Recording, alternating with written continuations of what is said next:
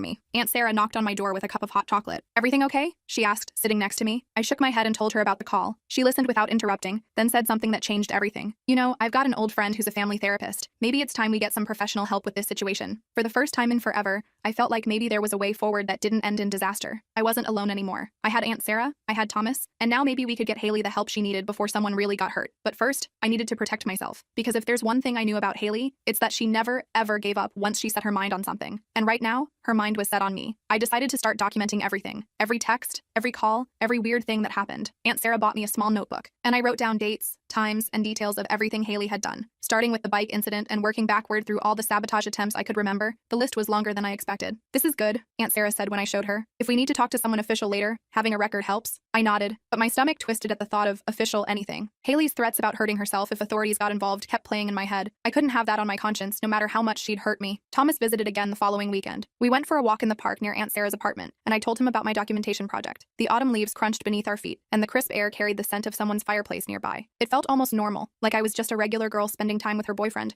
not hiding from her homicidal twin sister. "Smart," he said, squeezing my hand, "but I'm still worried about you." His brown eyes were soft with concern, and I felt that familiar flutter in my chest. Thomas had been my rock through all of this, never once questioning my story or suggesting I was overreacting. I leaned against his shoulder, drawing strength from his steady presence. I was about to respond when I noticed a familiar car driving slowly past the park entrance. My heart jumped into my throat. It was my mom's silver Lexus, the one with the small dent in the passenger door from when Haley had backed into a fire hydrant last summer. "We need to go," I whispered, pulling Thomas behind a large oak tree. "That's my mom's car." We watched as the car circled around again, this time slower. I couldn't see who was driving, but I knew. Somehow, Haley had found me.